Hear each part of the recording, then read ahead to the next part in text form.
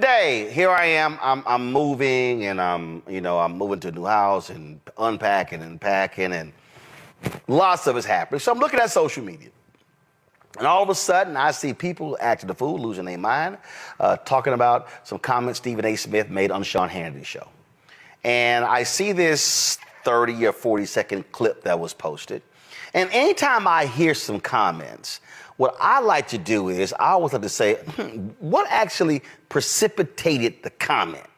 What set the comment up? What was the question? What was it? And so I want to walk through right now this whole segment, because even when I saw it at home, there were some problems that I had with it from a factual standpoint. So roll it.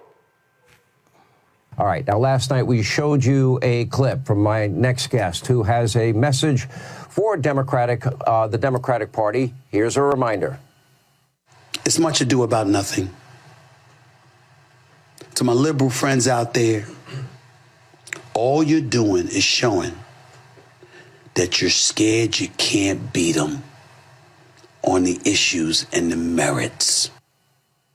Here now with more. ESPN host, the one, the only. He hates to admit he's a friend of mine. You can admit it. Just say it. My friend Stephen A. Smith is here. Of course we're friends, man. Anyway, great to have you. I thought that was gutsy. I kind of like your podcast because you go off into, other topics besides the area of expertise that you're in, which is sports. You said that. First, the question I have is, what was the reaction to that? Obviously, I took a lot of heat. A lot of people didn't like the fact that I said it. They wish that I had it. And when I give a damn, I'll let you know. I don't care. I'm going to speak my mind. I'm going to speak what I believe to be true. And when I think about Donald Trump, I think about this case in New York. I mean, I'm looking at the Democrats right now. And again, primarily, I have voted Democrat throughout my life, but I'm utterly disgusted with what I'm seeing, because it seems to me that they're trying to use the law in the courts. They've clearly politicized this thing with Donald Trump because they can't come up with a strategy to offset the momentum he's clearly gained. In at least 5 polls, he's up. He's up in the polls over Biden, at least 5 polls that I counted. That's the reality of the situation. Despite the counts against them, the indictments against them, being impeached twice and all of this other stuff, he is the presumptive GOP nominee. And you don't seem to have the issues in your favor, you believe.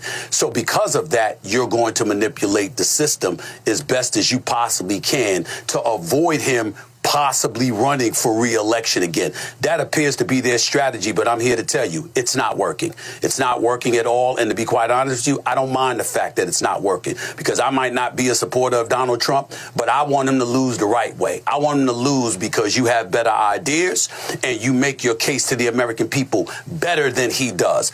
That's why I want him to lose. I don't want him to lose the way they're trying to make him lose, because I actually think that the case in New York City is pretty weak, if not flat out bogus. Have you remember John Edwards? Have you remember Gary Hart? Have you remembered some of the things that Clinton has gone through? Now we're going to talk about a hush money case that took place while he was running for election in 2016, but he was in office until 2020, and now here you are in 2024, months before another election, that he's the presumptive GOP nominee, and this is what you're trying to do. It's a disgrace. It's weak. It's pathetic. And somebody needs to say it. The Democrats need to come up with a better strategy.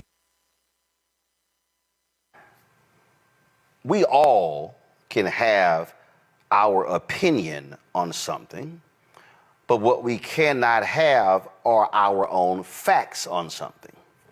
So what Stephen A. had to say in terms of by saying that this is bogus, here's the problem. What Donald Trump is on trial for is literally the exact same thing his attorney pled guilty on.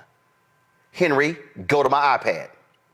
This is a press release from August 21st, 2018, from the Department of Justice, from the U.S. Attorney's Office, the Southern District of New York. It says Michael Cohen pleads guilty in Manhattan federal court to 8 counts, including criminal tax evasion and campaign finance violations. So wait a minute. If the charges against Trump are bogus, were the charges against Michael Cohen bogus? The facts are the facts. If you break the law, you break the law. Here we have the attorney for Donald Trump who pled guilty to the charges. That wasn't a Democratic setup. No Democrat made Donald Trump illegally pay off a porn star and use his attorney to hide the payoff because he did not want the voters to know about it. Let me remind Stephen A. and Sean Hannity, this happened before the election because Trump did not want the world to know that he paid off a porn star. This is called a fact.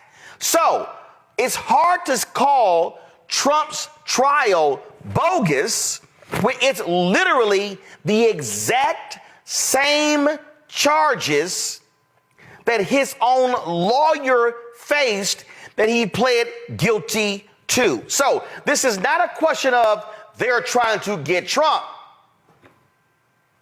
They got Cohen, and he pled guilty to the exact same thing.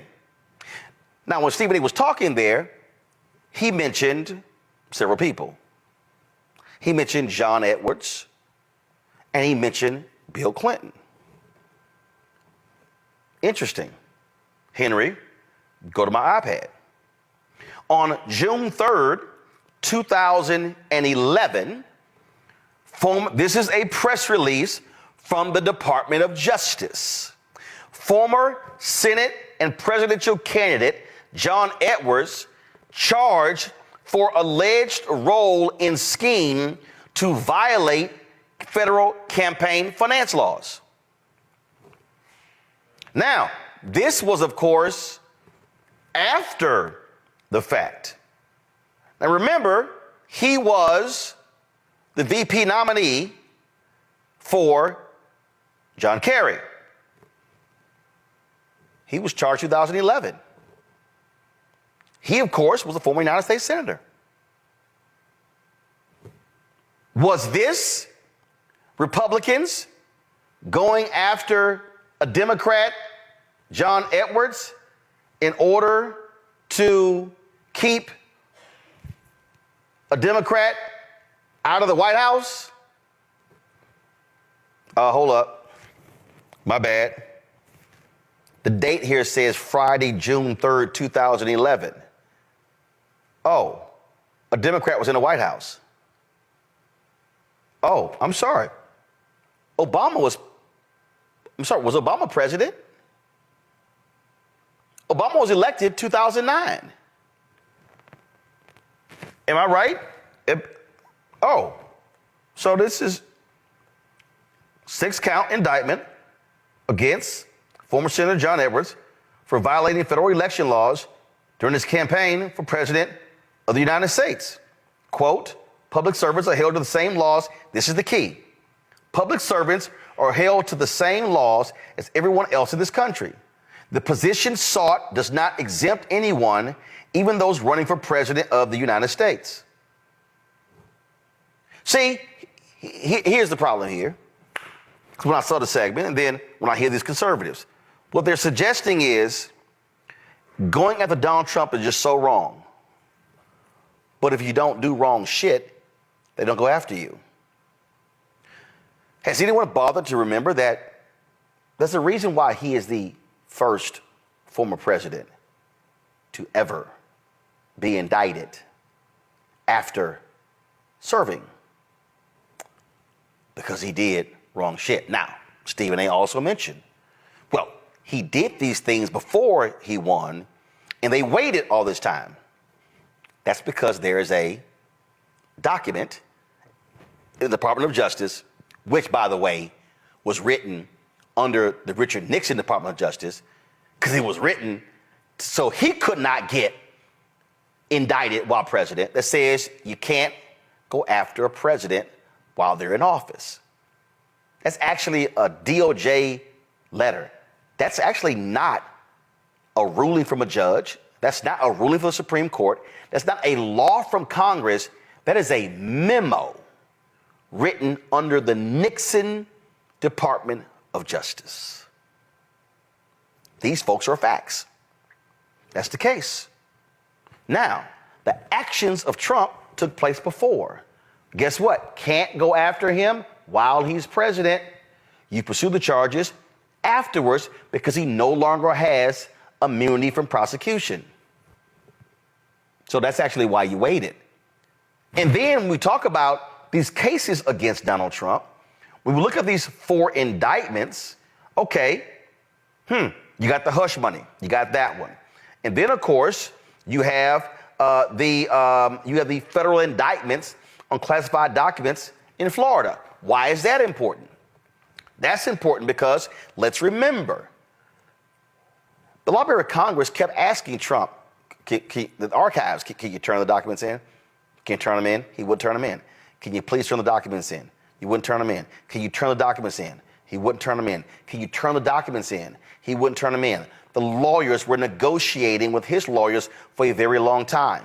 He told his lawyers what he didn't have. Then, of course, he said, oh, no, I didn't move documents, but he did. He wasn't the only person who was charged. What did he? So, Stephen A., Sean Hannity, why is that a case? Because he broke the law. There's a sign above the Supreme Court says equal justice under law. This man has never been held to account. So how is he somehow being persecuted? All he had to do was turn the documents in. End of conversation. No FBI showing up at Mar-a-Lago, no lawyers, no indictments, no drama, no trial. No, he said, my documents. I can keep my documents. But he was wrong. They were classified documents. He did not declassify them while president. You can't declassify when you no longer have the power. So to even suggest that this case is political persecution, no, he broke the law. I just did a segment where a black man was pulled over for a broken taillight, and when the cops pulled him over, he had a civil issue, a civil warrant. They called, they said, yes, bring him in, and they tried to bring him in. He eventually gets shot. That happened. If you break the law, or or you're alleged to break the law, you're going to go to trial. You have the third case. Okay? The 2020 election. Interfering with the election. Is this trial bogus? Did Donald Trump not call and say, find me those 11,000 votes? Oh, guess what? There have been at least 3 people who've already pled guilty who were indicted with Trump. So if this is a bogus case, why did they plead guilty? One of them was a lawyer. It could be because they realized their asses were guilty, and they agreed to testify against the other defendants, including Trump. You can't call that trial bogus. You can't say it's unfair, the Democrats are going after him. If you break the law, you break the law. This man is not above reproach. This man cannot just do whatever it is that he wants to do. Tish James in New York took him to court for inflating his assets. Is that bogus? Reminds me of a certain man named Dan Morales. Dan Morales was the former Attorney General of Texas. Henry, go to my iPad. Dan Morales pled guilty to mail fraud and filing a false tax return. Morales pled guilty to counts 9 and 11 of the March 6, 2003 indictment. He admitted that he backdated official government contracts and forged government records for his personal enrichment and that of his friends. Count 11 of the indictment references Morales claiming his 1998 income as $39,734 when he knew the income to be substantially in excess of the amount stated on his income tax return. So now let's compare. Dan Morales went to prison for 4 years. That's a federal indictment. Donald Trump was accused and went to civil court of inflating his assets in order to apply for business loans. The reason I know the Dan Morales story, Dan Morales did the exact same thing. He went and applied for houses and cars, inflating. So are we saying that the Dan Morales case was bogus? See, this is the problem when you don't want to deal with facts. I'm not dealing with emotion. Here's the reality. Donald Trump literally lied about the size of his condo in Trump Tower. You know, the same man who they call small hands, and you know that bothered him because he thinks something else is small. He lied. He lied. He told them, oh, my apartment is 30,000 square feet. It wasn't. I think it was like 10 or 11. It's a lie. He literally lied to obtain loans. You can't do that. If Roland Martin filled out a loan application and said, I've got a 25,000 square foot house, and my house is valued at $4 million, and I got a 6,000 square foot house, and it's valued at $1 million, I lied. I can be prosecuted. So if I can be prosecuted, why can't Trump be prosecuted? Prosecuted and persecuted are two different things. Press play. Because this ain't working. Let me ask you this. We look at polls. Polls are always broken down demographically, and you see this major erosion in the Democratic base for Biden. African Americans, Hispanic Americans, young people, suburban women, for example. I mean, numbers that we've never seen before. In terms of a Democrat. If he doesn't get his base back, which I would argue he's been trying to do, starting with the State of the Union and his jacked up address, he's got no shot. And if Donald Trump could hold on to 5, 10, 15% of the numbers that he has now, he will win the next election. Why is that happening? That's my question. Right there. Now see, right there would have been great for Stephen A. to say, Sean, allow me to correct you, because what Sean is doing is he is speaking about these polls, namely the New York Times and CNN poll that has been showing that, oh, Donald Trump is going to get he's getting 23% of black support. Okay? Really? That's what you've been seeing, right? Well, guess what? Do you know what Fox News hasn't done? And unfortunately, what most mainstream media hasn't done, but we've done? We actually talked to the two black pollsters who did polls that specifically surveyed black people. Terrence Woodbury did a poll for Higher Heights of America and the National Coalition on Black Civic Participation in Black Women's Roundtable. He did a poll. They specifically polled black people. Their poll is completely different from the New York Times CNN poll. Now, let me help y'all out with some basic math.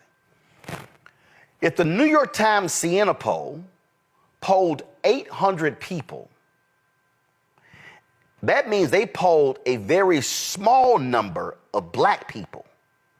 So of their poll, a small number of black people said, I'm backing Trump. So when the stories were done, oh my God, Trump is getting 23% of the black vote. They were hyperventilating on Fox News, on MSNBC, and CNN, and all about, oh my God. They were like, oh my God, every single day.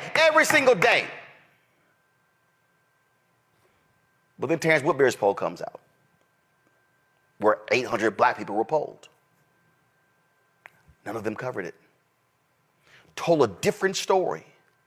Cornell Belcher, he did a poll for Black Pac, told a different story. Who did he poll? All black people. So if you're going to cite a poll on television, or in Sean Hannity's case, he tells Stephen A, 5 polls, that's where Stephen A should have said, let me help you out, Sean. This poll here of specifically black voters told a whole different story. That completely changes that narrative.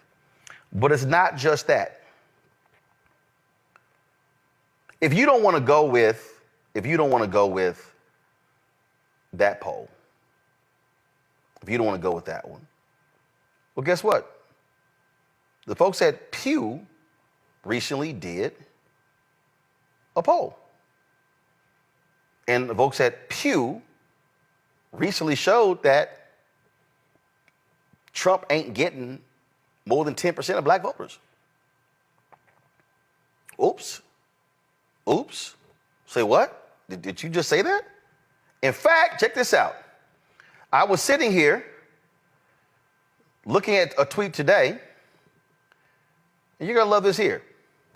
This came out, and it shows, and the tweet was, at this stage of the race, the black and Hispanic support for Biden at this stage is on par with previous years.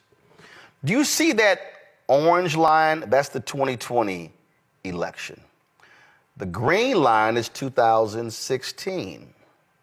So at this point, so you see right there where the purple line is, at this point right here, at about 15, 18 weeks, the numbers are on par with previous elections. This right here is net black support. Then you have net Hispanic support. So what you now are seeing Biden's poll numbers increase with black and Hispanic voters. Guess what you also are seeing while that is happening? You're now seeing Biden closing the gap in the various battleground states with Trump. Y'all, it's April.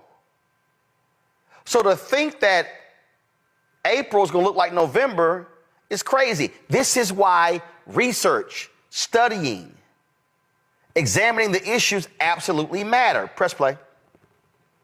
Well, first of all, the streets don't seem safe, and people want safety. We can sit up there and lament, quote unquote, law and order, which is what Donald Trump used to verbalize. But the fact is, the American people like law and order. We want our streets safe. We want to make sure that you've committed a crime, you get to go to jail. You don't sit up there and get arrested and you're out the same day. You don't want to assault people and you're out the same day. That's number one. Obviously, number two, the economy, which is usually number one, because people don't understand this when it comes, especially the black folks. Okay, let me tell you something right now, Sean.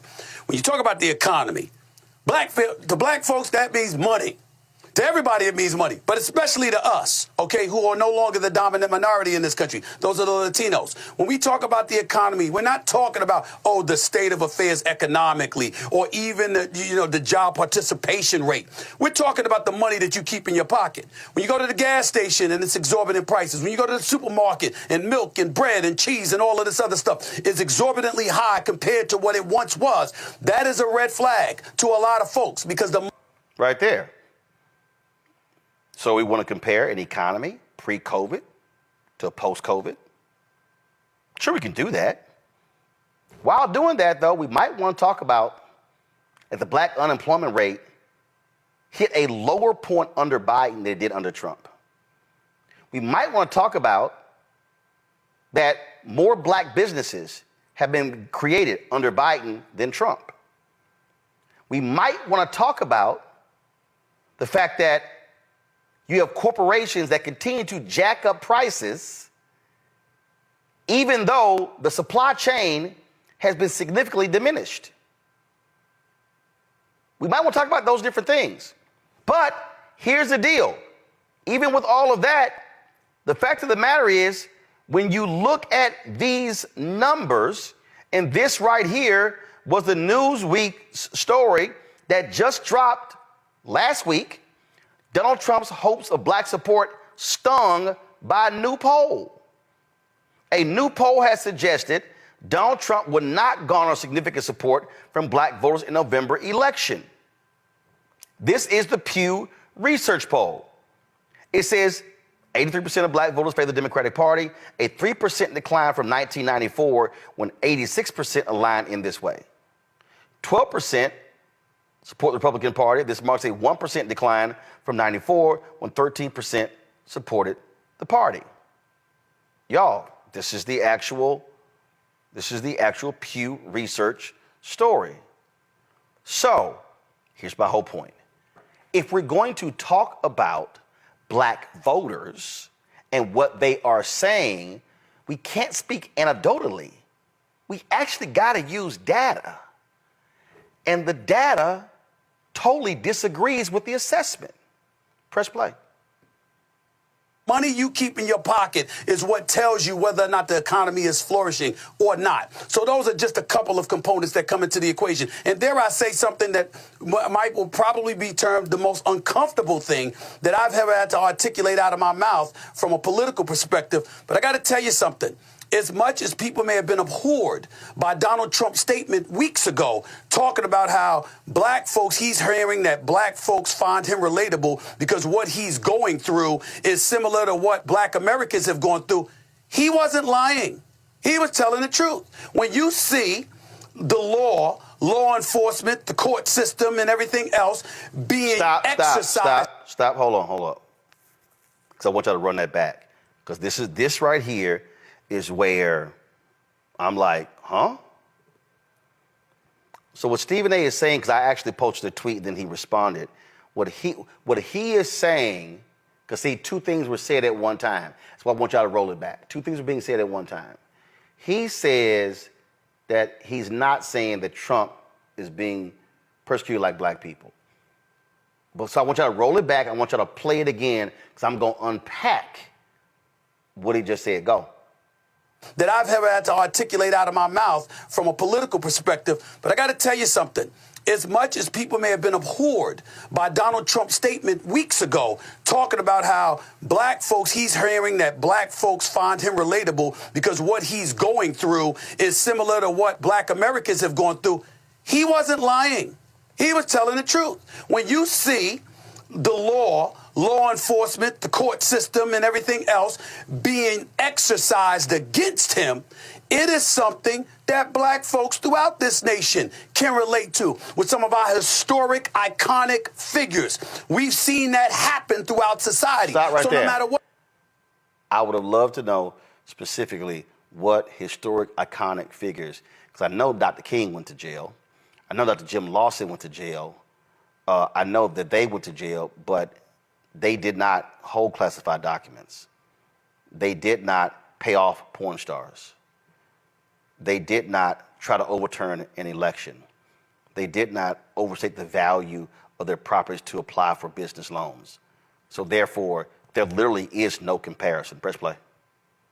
What race, what ethnicity you may emanate from. We relate to you when you're suffering like that because we know we have. Stop. And that's what he articulated. When you're suffering. Go to my iPad. This story is from this is from 2016. Hundreds claim Donald Trump doesn't pay his bills in full. Dozens of lawsuits allege the businessman didn't pay what he owed. And you go through right here. The small businessman won a bid for a $100,000 grand piano to install in Trump's Taj Mahal. Guess what? Trump refused to pay him, only paid $30,000. Show me a black man who could do that. 200 liens since the 1980s were filed by contractors and workers who said they were stiff. Show me a black woman who could do that. 253 subcontractors on a single project were not paid in full or on time. Show me a black woman who could get away with that. 24 Fair Labor Act violations by Trump Plaza Casino and Trump Mortgage for failure to pay minimum wage or overtime. Show me a black person who could do that. Show me a black person who could get away with having a fake university and have to shut it down and still run for president and still win. Show me, in fact, show me a black politician who actually, while in office, has refused to pay the bills for security at rallies they had and still run for president. I would love to see him. I would love to see him. Got a story right here. Donald Trump has a long history of not picking up the check. He loves promises unfulfilled and bills unpaid. Yo, please, by all means, show me somebody black who could get away with that. Black folk don't identify with Donald Trump because Donald Trump is not being persecuted. Show me a black person, please, who could be in court and the judge issue a gag order and then this person violates the gag order. Show me a black person in America who could insult a judge and his daughter and still be walking around free. Donald Trump did that. He did that. Press play. As unpopular as it was, as much as we didn't like to hear it, it's the truth, and there's no way around it. Those are all contributing factors to the state of affairs with the slippage that appears to be taking fold when it comes to President Biden, unfortunately. Back to me. That's simply not true. It's in the data. It's in the data. Black Pact poll, Higher Heights poll, Black Women's Roundtable poll, Pew Research poll. The last four. All of that other stuff was based upon one poll with a very tiny percentage of black people. This is why facts matter. This is why data matters. Not emotion, data. Not feelings, facts. And we know Sean Hannity ain't gonna cite any of these facts that counters Trump's lies because he believes it. One final point I'm gonna make, press play. About racial disparity in our justice system. And you know what, Stephen A., there has been. You're 1,000% right. Roll that back. Roll that back. I need you to roll back what Sean Hannity just said. You're talking about racial disparity in our justice system. And you know what, Stephen A., there has been. You're 1,000% right. Now, just for the record. Come back to me. All right. So here's Sean Hannity. Oh, Stephen A., you're absolutely right about racial disparity in the criminal justice system. Well, Sean, tell me the last time you actually covered that. Tell me, Sean, you have actually covered the case of Tara Moorhead, the white woman in Kansas, who for 40 years was putting black folks in jail, was putting black people, again, in jail, made up confessions. She now has surrendered her law license. She's going to get disbarred. Show me how many times you, Sean Hannity, have covered these cases of black men being shot by cops. Show me, Sean Hannity, how many times on your show you have fought for black men who were incarcerated in prison and wrongfully convicted, and some of them still not being paid. Show me, Sean Hannity, where you and Fox News covered the black man in St. Louis who, as an undercover cop, was beaten by other cops, and earlier this week was awarded $27.5 million. Don't you sit your punk ass up there and go, oh yeah, Stephen A., you're right. There is bias in the criminal justice system when your sorry ass never talks about it and never covers it. In fact, you denigrate black people on a regular basis on the network. But no, you only said that because Stephen A. was supporting your position that the trials against Trump are him being persecuted when he's actually being prosecuted. But what I'm not going to do is let Sean Hannity even remotely get away with that when you have never seen them cover these cases. We do this every single day. And I can guarantee you're never going to see Sean Hannity on a consistent basis speaking against the criminal justice system. Because, oh, matter of fact, play it again for the folk who didn't hear it. Just run it back one more time. You're talking about racial disparity in our justice system. And you know what, Stephen A.?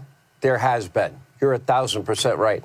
Now, just for the record. Here we go. When I was on All your right, podcast, Sean. you're like, well, then you tell me, a... Sean, how many times have you covered black folks being beaten by jailers and by wardens in prisons? You tell me how many times have you covered these sorry, stank, nasty, decrepit prisons in Mississippi and Alabama and in Texas? You tell me how many times have you covered these cases? You tell me have you covered the case we did earlier of the brother who was shot and killed in Minneapolis and the family filed a federal lawsuit. Tell me, have you covered the case of the brother who was shot in Alabama we covered the other day? Tell me, Sean Hannity, how many times did you do stories on the goon squad who beat 2 black men, sexually assaulted them in Mississippi, and those 6 cops have been convicted on state and federal charges?